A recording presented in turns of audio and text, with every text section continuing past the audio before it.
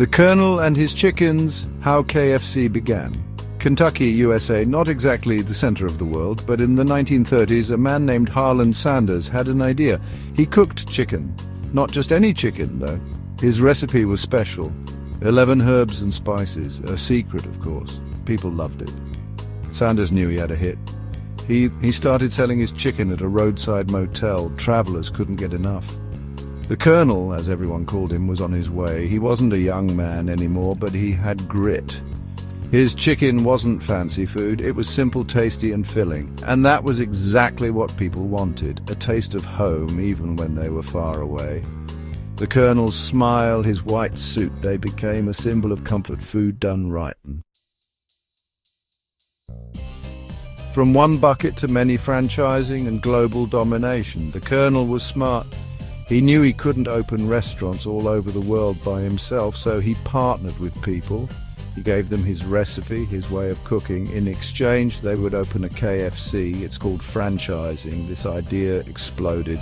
KFC went from that small Kentucky motel to the world, first across America, then across the ocean. People everywhere loved the Colonel's chicken. What was the secret? Maybe it was the spices, maybe it was the crispy skin, maybe it was just good business. Whatever it was, KFC became a global giant. When KFC got spicy, adapting to the world's taste. Here's the thing about food, it's personal. What tastes good in Kentucky might not cut it in Kyoto. KFC understood this. They knew they couldn't just sell the same thing everywhere, so they adapted. In Asia, they added rice. In Mexico, they offered chili sauce. They learned what people wanted and gave it to them. It wasn't always perfect. There were some misses. But KFC kept trying. This is the real secret sauce. Respect the customer. Listen to what they want. Don't be afraid to change.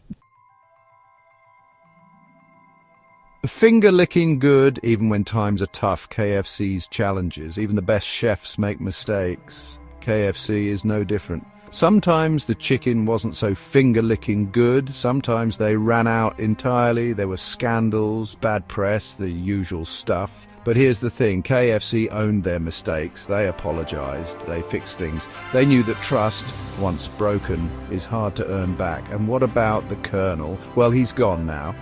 But his legacy lives on. In every bucket of chicken, in every smiling face behind the counter, there's a bit of that Kentucky spirit.